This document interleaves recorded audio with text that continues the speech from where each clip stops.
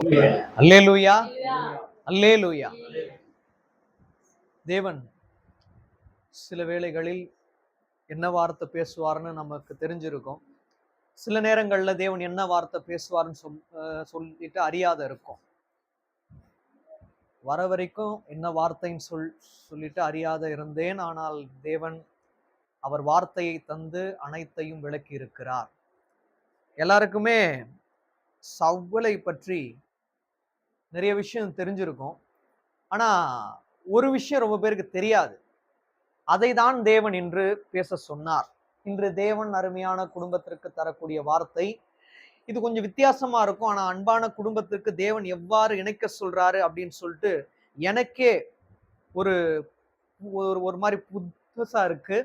ஆனா தேவன் நடத்துவார்னு சொல்லிட்டு நான் விசுவாசிக்கிறேன். கழுதை குட்டியை தேட சென்றவருக்கு ராஜகிரீடம். இதுதான் தேவன் தரும் வார்த்தை. இதை சொல்ல ரொம்ப நேரம் கண்டிப்பா ஆகும். ஆனா எவ்வளவு சீக்கிரமா முடிக்க முடியுமோ நான் முடிக்கிறேன். தேவன் இடைப்படுவார்னு சொல்லிட்டு நான் விசுவாசிக்கிறேன். அநேக காரியங்கள் இருக்கிறது. ஏன்னா 1 சாமுவேல் 9:10 இந்த ரெண்டுத்தையும் நீங்க முழுமையா வாசிச்சாதான் இது புரியும். ஆனா அதை ஒண்ணா வாசிச்சோன்னு வைங்களேன், நமக்கு நேரம் இருக்காது. நான் உங்களுக்கு ஃபர்ஸ்ட் முன்னோட்டமாக ஒரு சில காரியங்களை சொல்லிவிட்டு அதுல என்ன இருக்குதுன்னு சொல்லிட்டு தேவன் எவ்வாறு வெளிப்படுறாரோ அவர் வெளிப்படுவார். நீங்க ஃபர்ஸ்ட் இதை தியானிக்கிறதுக்கு முன்பதாக நீங்க எபிரெயர் 10:23 வாசிங்க. எபிரெயர் 10:23.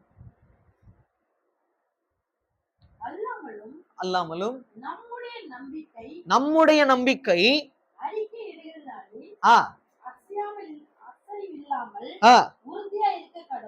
அசைவில்லாமல் வாக்குதத்தம் பண்ணினவர் உண்மை உள்ளவராய் இருக்கிறாரே. அப்படின்னா என்ன அர்த்தம்? தேவன் என்ன வாக்குதத்தம் கொடுத்திருக்கிறாரோ அதை கண்டிப்பாய் நிறைவேற்றுவார். அவர் உண்மை உள்ளவர். பல பிரச்சனைகள் நடக்கலாம். நீங்க உங்களோட வாழ்க்கையில எதை தேடி போறீங்களோ அது வெறும் கழுத குட்டியா இருக்கலாம். ஆனா தேவன் ராஜ கிரீடத்தை ஆயத்தம் பண்ணி வைத்திருக்கிறாரு. அதனாலதான் கழுத குட்டியும் கிடைக்கிறதுக்கு நேரம் ஆகும்.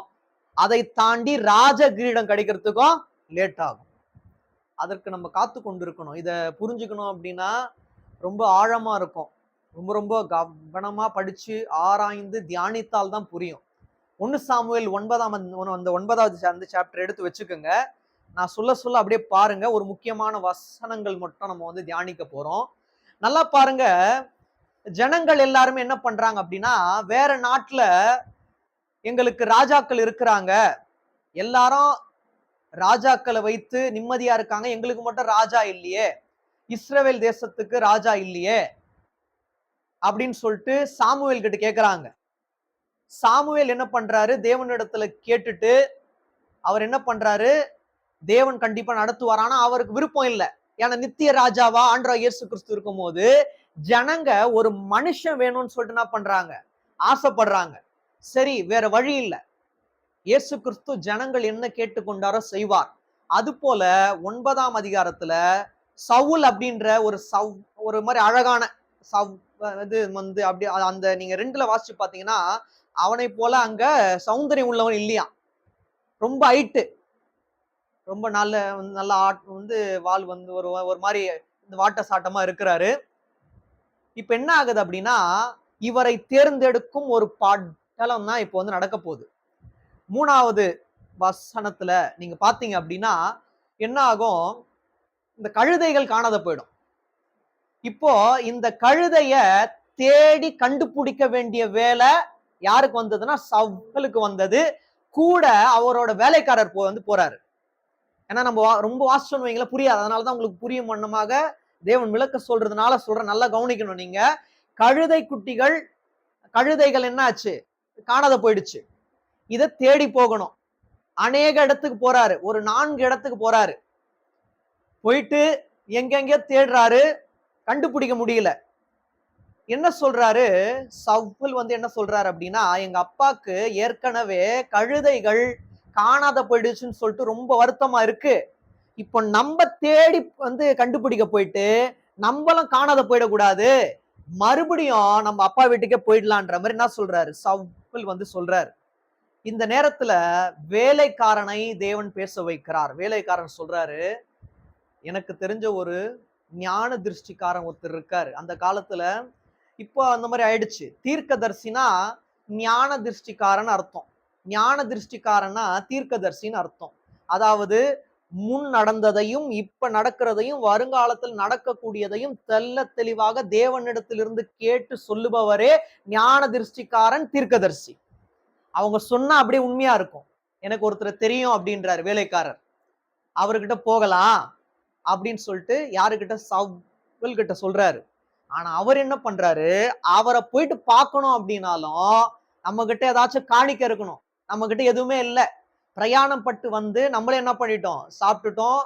நம்ம கிட்ட எந்த ஆகாரமும் இல்லை, எப்படி போவோம் அப்படின்றது. என்கிட்ட ஒரு விஷயம் இருக்கு, அது என்ன நம்ம பார்க்க போறோம். என்கிட்ட ஒரு விஷயம் இருக்கு, நம்ம கொண்டு போலாம். அவரை பார்த்தா ஒரு முடிவு வரும்னு சொல்லிட்டு நான் நம்புறேன். அதுக்கப்புறம் இவங்க போவாங்க. அங்க இருக்கிற சில பெண்கள் இருப்பாங்க, அவங்க கிட்ட கேட்பாங்க, உங்களுக்கு இவரை பத்தி தெரியுமா, இதோ வராரு பாத்தீங்களா, இவரு தான், அவர் வருவாரு.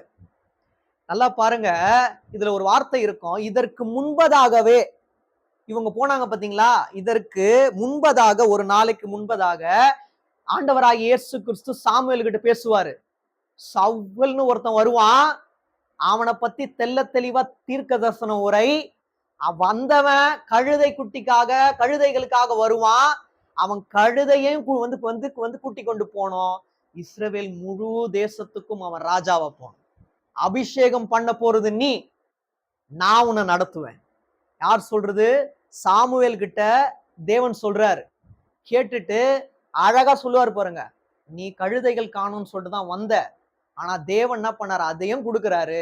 10ஆம் அதிகாரம் ஃபுல்லா வாசிச்சு பாத்தீங்கன்னா இவன் கேட்பான், நான் எல்லார பென்யமின் கோத்திரத்துல எல்லாத்த விட சிறியவன், என்னையா அபிஷேகம் ஒரு வந்துரும் இல்லையா? சாதாரண ஒரு மனுஷன் திடீர்னு ராஜானா எல்லாருக்கும் ஒரு இது வரும். அப்படி கேட்கிறாரு அவரு. கேட்டுட்டு, ஆனா இது உன் மேல விழுந்த அபிஷேகம், தேவன் உன்னதான் அப்படின்னு சொல்லிட்டு அவர் சொல்லுவாரு. 10ஆம் அதிகாரம் ஃபுல்லா அதுல ஒரு வார்த்தை வரும், தேவன் உன் கூட இருந்து உன்னை நடத்துவாரு, தேவன் என்ன சொல்றாரோ செய். அதுக்கப்புறம் அபிஷேகம் பண்ணப்பட்டு அவர் இஸ்ரவேல் முழுவதுக்கும் ராஜாவாய் மாறுவார். இப்ப நம்ம வாசிக்க போறோம். நான் எடுத்த உடனே போனோம்னு வைங்களேன், கண்டிப்பா புரியாது. இப்ப வாசிங்க, 1 சாமுவேல் 9ஆம் அதிகாரம் 1 வாசிங்க. அப்படி எல்லாம் வாசிக்க போறதுல ஒரு முக்கியமான வசனங்கள் மட்டும் 1 வாசிங்க.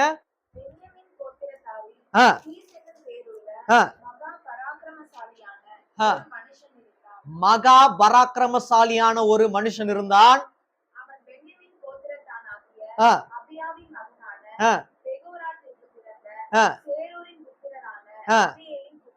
எப்படி வம்ச வரலாறு பாருங்க. பிறந்த அதாவது தாத்தா, அப்பா, பையன், பேரன்ற மாதிரி எல்லாத்தையும் சொல்றாரு பாருங்க. இதான் நம்முடைய தேவன். அப்படின்னா என்ன அர்த்தம்? அவங்கள மட்டும் ஆசீர்வதிக்கல, உங்களை மட்டும் ஆசீர்வதிக்கல, அவங்களுடைய வம்சத்தையும் தேவன் ஆசீர்வதிப்பார். எவ்வளவு ஆழம் இருக்கு பாருங்க. வேதத்தை ஏதோ நம்ம கடமைக்காக படிச்சிடுறோம், உட்கார்ந்து தியானித்தால் தான் புரியும். சிம்பிளா சொல்லணும்னு வைங்களேன், நம்ம கடைக்கு போறோம், புரியும் வண்ணமா சொல்றேன். நம்ம கடைக்கு போறோம், ஒரு கிரில் ஆர்டர் பண்றோம், 2 நிமிஷத்துலாம் கொடுக்க மாட்டான், மினிமம் 20 to 30 மினிட்ஸ் ஆகும். அதுக்கு காத்து கொண்டு இருக்கிறோம்ல, வந்தாதான் நல்லா இருக்கும். அது போல தேவன் ஆயத்தம் படுத்துற வரைக்கும் காத்து கொண்டு இருக்கணும். சவுலுக்கு உடனே கிடைச்சிடல. அதுக்கப்புறம் என்ன ஆகும்னா, சாமுவேல் கூட விருந்து சாப்பிடுவார். இவரு வேணான்னுவாரு, இல்ல விருந்து சாப்பிட்டுதான் ஆகணும், வேலைக்காரருக்கும் விருந்து.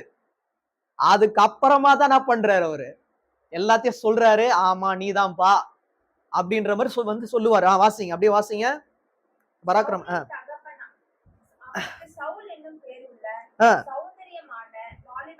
சவுல் என்பதற்கு அர்த்தம் பெரியவன், வேணும்னா எழுதிக்கலாம். நீ வாசிங்க.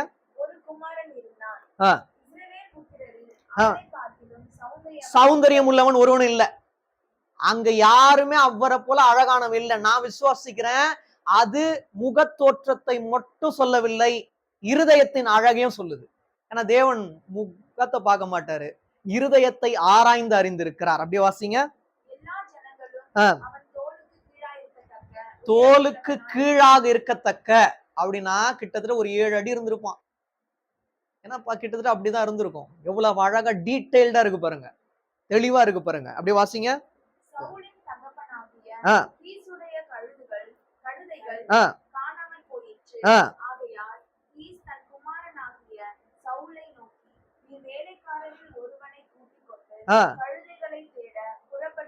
வேலைக்காரர்களில் ஒருவனை, நல்லா கவனிக்கணும், வேலைக்காரர்களில் ஒருவனை கூட்டிக் கொண்டு. அப்போ நிறைய பேர் இருந்திருப்பாங்க, ஆனால் ஆவிக்குரிய ஞானத்தை பெற்ற ஒரு வேலைக்காரனை தான் அவர் என்ன பண்றாரு, கூட்டிட்டு போறாரு. வேற யாராச்சும் கூட்டிட்டு போயிருந்தா அந்த ஆலோசனை கொடுத்திருக்க மாட்டாங்க. இவரு போயிட்டு சாமுவேலை சந்தித்திருக்க முடியாது. உங்களுடைய வாழ்க்கையிலையும் யார கூட்டிட்டு போனோமோ அவங்கள என்ன பண்ணுங்க, கூட்டிட்டு போங்க. நல்ல ஆலோசனை எங்க இருக்கோ அங்கதான் நல்ல கிரியை வெளிப்படும். தாமதமாகுது சில காரியம் அப்படின்னா தேவனுக்கு பிரியமில்லாத ஆட்கள் உங்களோடு இணைந்து இருக்கிறாங்க, அதனால ஆகல. நல்ல ஆவிக்குரிய ஆட்களை நீங்கள் இணைத்து நல்ல ஆலோசனை யார் சொல்றாங்களோ அவர்களை கூட்டிக் கொண்டு போங்கள். உங்களுடைய காரியத்தை வாய்க்கும்படியாக தேவன் செய்வார். விசுவாசிக்கிற மாத்திரம் கைகளை உயர்த்துங்க. அப்படியே வாசிங்க.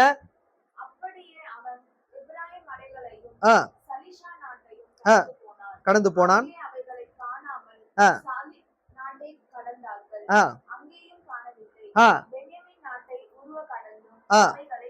காணவில்லை, எங்கேயும் போறாங்க, காணவில்லை காணவில்லை தான் வருது.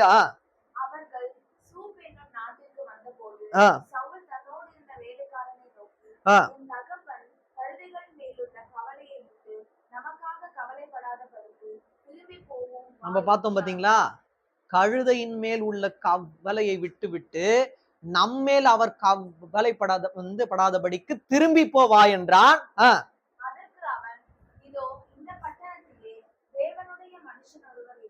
அவர் பெரியவர். இந்த வார்த்தை பாருங்க, ஏன்னா பெரியவராகிய இயேசு கிறிஸ்து சாமுவேலுக்குள் இருந்ததால் அவர் பெரியவர். ஏன்னா அவர் சொன்னால் வாய்க்கும். அவர் பெரியவர். இந்த வார்த்தைய அன்பான அக்கா எழுதி வைக்கணும். அவர் சொல்லுகிறதெல்லாம் தப்பாமல் நடக்கும். ஏன் தேவன் சொல்றான்னு தெரியல எனக்கு. தப்பாமல் நடக்கும். தப்பி போயெல்லாம் வேற மாதிரி நடக்காது, தப்பாமல் நடக்கும். அண்ணாவோட வாழ்க்கையிலயும் நடக்கும். இவங்க சொல்லிடுறாங்க, அவர் சொல்லல, அவ்வளவுதான் வித்தியாசம். உள்ளுக்குள்ள இரவுகள்ல என்னென்ன ஓடிட்டு இருக்குன்னு சொல்லிட்டு ஆவிக்குரிய கண்கள்ல பாக்குறேன். காலத்தில் என் எலும்புகள் துளைக்கப்பட்டு என் நரம்புகளுக்கு இளைப்பாறுதல் இல்லாது இருக்கிறது. என் சுக வாழ்வு ஒரு மேகம் எவ்வாறு கடந்து போகிறதோ அவ்வாறு கடந்து போகிறதுன்னு சொல்லிட்டு யோசிச்சுட்டு இருக்காரு. ஆனா உங்களோட வருங்காலத்தை தேவன் அங்கு நியமித்து அற்புதமாய் அழகாய் வடிவமைத்து அவர் வைத்திருக்கிறார். சவ்வலை போல கழுதையை நீங்கள் தேடி போகலாம், ஆனா தேவன் இப்படி கொண்டு போயிட்டு கழுதையும் கொடுத்துருவாரு, ராஜ கிரீடத்தையும் கொடுத்துருவாரு. கவலைப்படாதீங்க. உங்களுக்கு என்ன தேவையோ அதை தேவன் என்ன பண்ணிருப்பாரு. ஆரம்பம் அப்படிதான் இருக்கும், ஜஸ்ட் பிகினிங் தான். நம்ம ஆரம்பத்துல கால் வலிக்குதுன்னு சொல்லிட்டு விட்டுட்டோம்னு வைங்களேன், முடிவு சம்பூர்ணமா இருக்காது. இவர் விடல, போனோன்னு ஆசைப்பட்டாரு, மறுபடியும் நம்ம போயிடலான்னு. ஆனா வேலைக்காரன் மூலமாய் தேவன் என்ன பண்றாரு, பேச வைக்கிறார். இன்று வேத வசனத்தின் மூலமாய் பேச வைக்கிறார். திரும்பி போகணும்னு மட்டும் நினைக்காதீங்க. வாசிங்க. அவர் சொல்லுகிறதெல்லாம் தப்பாமல் நடக்கும்.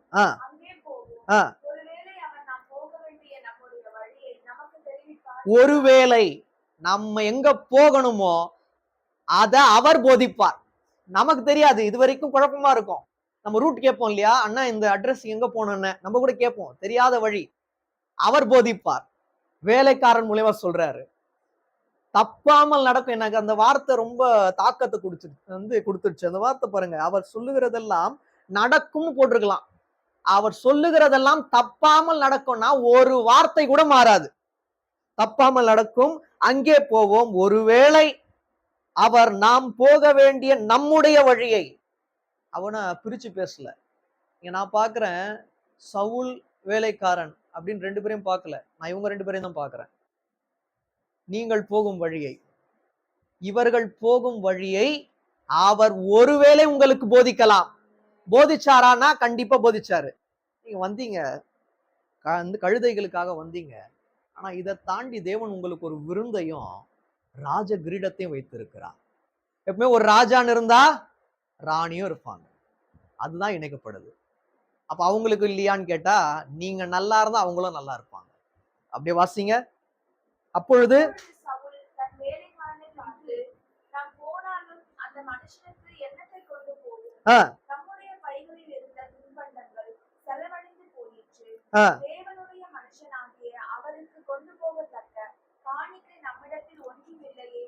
என்றான்.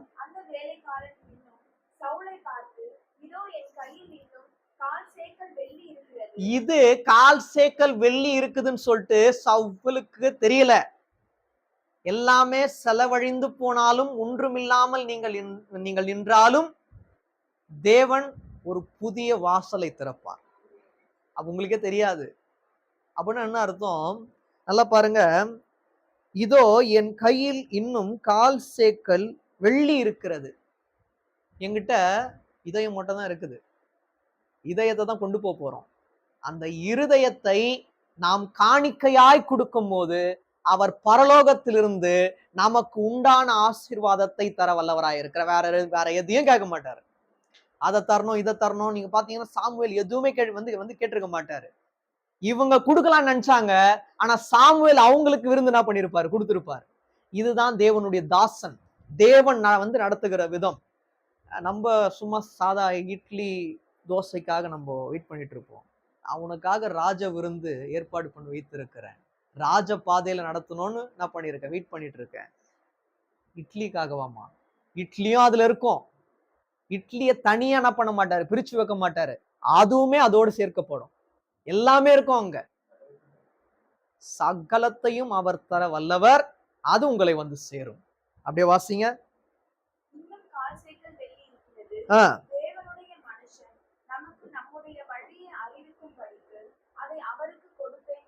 என்றான்.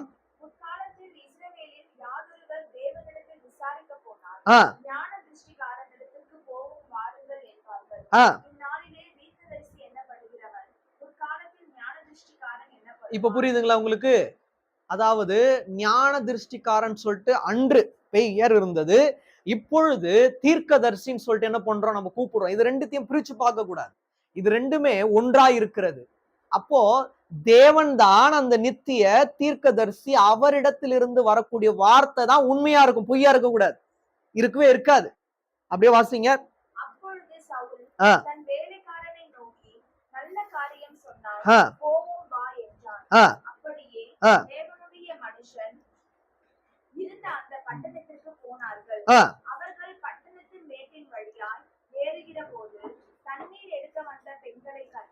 தண்ணீர் எடுக்க வந்த பெண்களை கண்டு கேட்டார்கள்.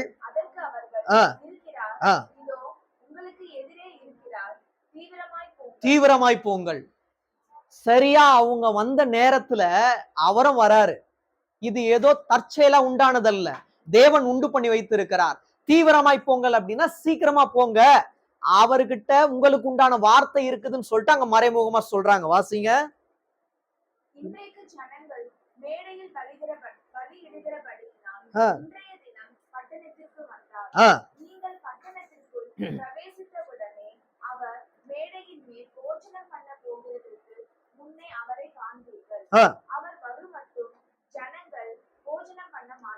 ஏன்னா ஏன் ஜனங்கள் வந்து சாப்பிட மாட்டாங்க அப்படின்னா, அவர்கிட்ட இருந்து ஆவிக்குரிய போஜனத்தை பெற்றுக்கொண்ட பிறகுதான் மாம்சத்துக்குரிய போஜனத்தை அவங்க என்ன பண்ணுவாங்க, பெற்றுக்கொள்வாங்க. இப்போ தேவனுடைய வார்த்தையை கேட்கிறோம். சாதாவா நம்ம சாப்பிடுறதுக்கும் தேவனுடைய வார்த்தையை கேட்டு ஆவிக்குரிய வழி நம்ம திருப்தி ஆயிட்டு சாப்பிடுறதுக்கும் வித்தியாசம் இருக்கு. நான் விசுவாசிக்கிறேன், ஆவிக்குரிய வார்த்தையை கேட்டு உங்களோட மாம்சமும் ஆவியும் திருப்தி அடைந்ததாக தான் நீங்க போவீங்க. விசுவாசிக்கிற மாத்திரம் கைகளை உயர்த்தி ஒரு அல்லேலூயா சொல்லலாம். அப்படியே வாசிங்க.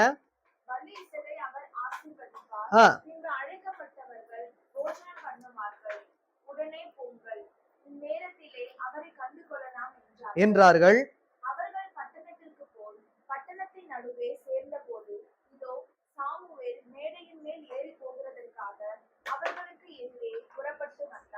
இந்த இப்ப நீங்க வாசிக்கிற வசனம் தான் மிகவும் முக்கியமானது. வாசிங்க.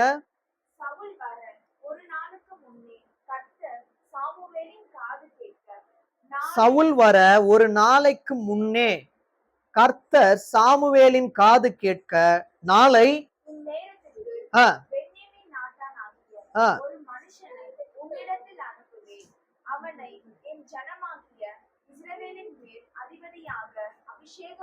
அதிபதியாக அபிஷேகம் பண்ண கடவாய், அவன்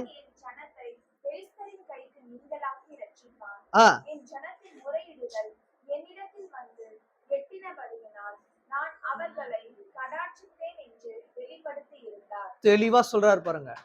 அவன் அவங்களோட கையில இருந்து விடுவிப்பான், அவனை நீ அபிஷேகம் பண்ணு அப்படின்னு சொல்றாரு. அப்படியே வாசிங்க 17.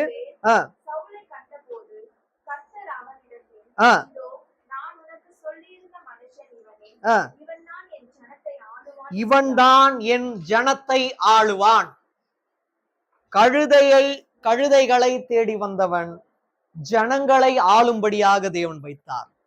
நீங்க என்னென்ன தேடிக்கொண்டு இருக்கீங்க, எதை நோக்கி தேவனிடத்துல விண்ணப்பம் செய்திருக்கிறீங்கன்னு சொல்லிட்டு எனக்கு தெரியாது.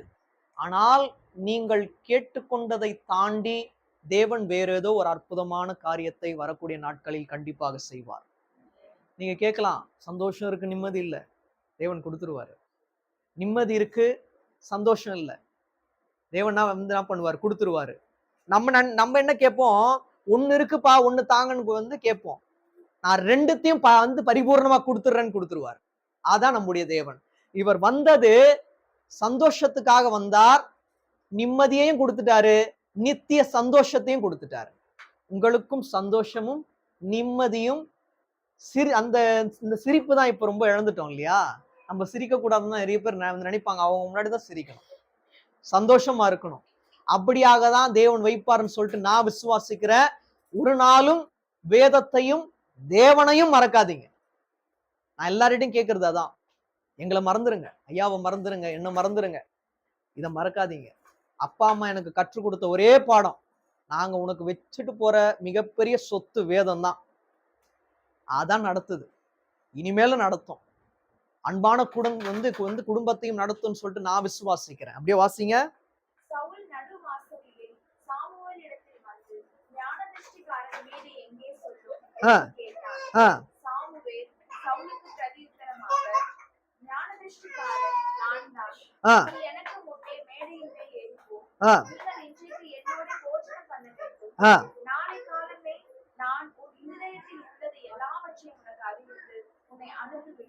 உன்னை அனுப்பி விடுவேன். இன்னைக்கு நீ என்னோட சேர்ந்து போஜனம் பண்ணணும் அப்படின்னா சாப்பிடணும். நாளைய தினம் உன்னோட உள்ளத்துல என்னென்ன இருக்கோ அதை எல்லாத்தையும் தெளிவுபடுத்தி உன்னை என்ன பண்ணுவேன், நான் அமுச்சு விட்டுருவேன். இப்ப நீங்க வாசிக்க போறது 20வது வசனம், ரொம்ப ரொம்ப முக்கியமானது. நீங்க வாசிங்க.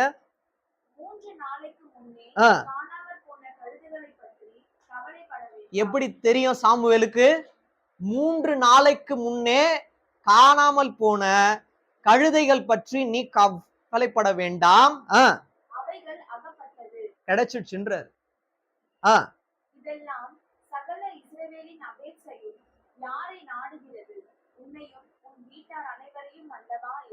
அப்படின்னா என்ன அர்த்தம்? இது ஏன் நடந்தேறுது அப்படின்னா, தேவன் உன்னை தெரிந்தெடுத்திருக்கிறார் அப்படின்றத நீ தெரிஞ்சுக்கணும் அப்படின்னு சொல்லிட்டுதான் இதெல்லாம் நடந்தேறுகிறது. ஏன்னா எங்கோ காணாத போன கழுதைகள் இங்கு சேர்ந்து அப்படி ஒரு வித்தியாசமா நடக்க வேண்டிய ஒரு அவசியமே இல்லை. இது தேவனால் உண்டான காரியம். இதனால என்ன ஆச்சு அப்படின்னா, நீங்க 10ஆம் அதிகாரத்துல அப்படியே 1ல இருந்து நம்ம இப்ப பார்க்க போறது இல்ல, 6 மட்டும் வாசிங்க. 1ல இந்த 10ஆம் அதிகாரம் 6.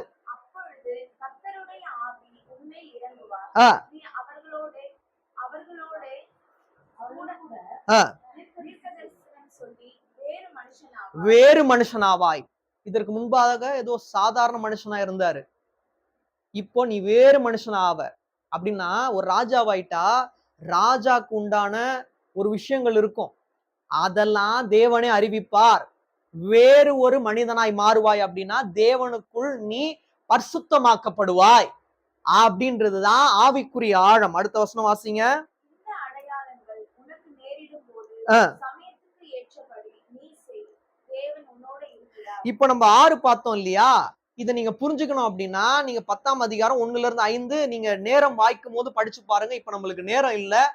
அதுல என்னென்னு சொல்லிட்டு தெளிவா இருக்கும். இன்னும் புரிஞ்சுக்கணும் அப்படின்னா 9ஆம் அதிகாரம் 10ஆம் அதிகாரம் இரண்டையும் நீங்க சேர்த்து பொறுமையா வாசிச்சா உங்களுக்கு அநேக காரியங்களை தேவன் வெளிப்படுத்துவார். நமக்கு நேரம் இல்லை, ஆசைதான். ஆனா நேரம் நமக்கு இல்லை, குறைவாக இருக்கிறது. அதனால ஒரு சில காரியங்கள் மட்டும் நான் சொல்லிட்டு முடிச்சிடுறேன். 7, 8, 9 மட்டும் வாசிங்க. அதே இதுல 10வது அதிகாரத்துல 7, 8, 9. இந்த அடையாளங்கள் உனக்கு நேரிடும் போது சமயத்துக்கு ஏற்றபடி நீ செய், தேவன் உன்னோட இருக்கிறார். என்னென்ன அடையாளங்கள் நான் இப்ப சொன்னேனோ அது உனக்கு ஏற்படும் போது சமயத்திற்கு ஏற்றபடி நீ செய், தேவன் உன்னோடு இருக்கிறார். இந்த வார்த்தை எழுதிக்குங்க, தேவன் உன்னோடு இருக்கிறார். அவனா என்ன அர்த்தம்? தகுந்த சமயத்துல என்ன செய்யணும்னு தேவன் சொல்லுவார், அதன்படி நடங்க, அவர் உங்களோடு இருக்கிறார். அப்படியே வாசிங்க 8.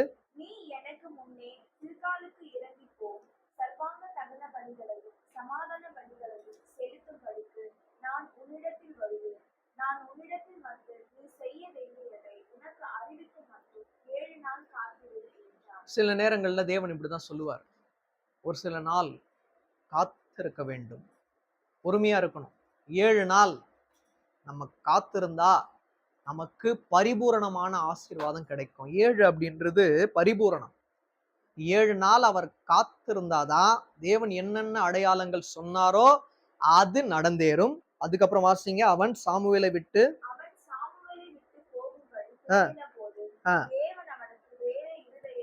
அவர் சொன்னபடி ஆயிடுச்சா? வேறு ஒரு மனிதனாவாயின்னு சொன்னாரு, வேறு ஒரு இருதயத்தை கொடுத்தார். அப்படி வாசிங்க. அந்த அடையாளங்கள் எல்லாம் அன்றைய தினமே நேரிட்டது. அன்றைய தினமே நேரிட்டது. நீ அடையாளத்தை பாப்ப, சமயத்திற்கு ஏற்றபடி செய், வேறு ஒருவனாய் மாறுவ அப்படின்றாரு. புதிய இருதயத்தை கொடுக்கிறாரு. அந்த அடையாளங்கள் எல்லாம் அன்றைய தினமே நேரிட்டது. இப்ப 7 நாள் இவர் காத்து கொண்டிருக்கணும். அதுக்கப்புறமா அவர் ஒரு புதிய ராஜாவாய் மாறுவார். உங்களுடைய வாழ்க்கையில நீங்க தேடிக்கொண்டிருக்கிறது கழுதைகள், ஆனா தேவன் உங்களுக்காக வந்து வைத்திருக்கிறது ராஜ கிரீடம். நான் விசுவாசிக்கிறேன், நீங்க என்ன நினைச்சீங்களோ அதுவும் கிடைக்கும். நினைக்காத வேற ஒரு விஷயத்தையும் தேவன் கொடுக்க போறார். எனக்கே தெரியல, இந்த வருடத்துல கண்டிப்பா வந்து காண்பீர்கள். ஏன்னா எனக்கு என்ன ஓடிட்டு இருக்கு, என்ன விஷயங்கள் நான் வந்து நடந்தேறி கொண்டு இருக்கிறதுன்னு தெரியாது. இங்க வந்த யாவருக்கும் நீங்க என்னென்ன கேட்டுக்கொண்டீங்களோ அதை தாண்டி ஏதோ மேன்மையான ஒரு கிஃப்ட் என்ன பண்ணிருக்காரு, அவரு வைத்திருக்கிறார். அதை உங்களோட கைகள்ல அவர் கொடுத்துட்டு இப்படி மூடிடுவார். அப்படின்னு என்ன அர்த்தம்? பெற்று கொண்டீர்கள், திருப்தியாயிருங்கள். ஜீவ கிரீடத்தை பெறணும் அப்படின்னா நம்ம சில நாட்கள் வெயிட் பண்ணணும். அந்த அந்த என்ன அந்த சுவாரஸ்யமா இருக்கும், சர்ப்ரைஸ்ன்றுவாங்க இல்லையா? ஒரு 3 நாள் வெயிட் பண்ணுங்க, சர்ப்ரைஸ் இருக்கு அப்படின்றுவாங்க. அந்த 3 நாள் வெயிட் பண்றதுக்குள்ள நம்ம படுற பாடு நம்மளுக்கு தான் தெரியும். என்ன என்ன என்ன அப்படின்னு ஒரு ஏக்கம் வந்துடும். அந்த ஏக்கம் இருக்கணும். அப்பதான் நம்ம நினைத்ததை விட திருப்தியா இருப்போம். நான் விசுவாசிக்கிறேன், அவர் எவ்வாறு கழுதை குட்டியை தேடி சென்று ராஜாவாய் வந்தாரோ, நீங்களும் என்ன தேடி போனீர்களோ அதை தாண்டி மேன்மையான ஆசீர்வாதத்தை பெற்று திருப்தியாயிருப்பீர்கள். கண்களை மூடலாம்.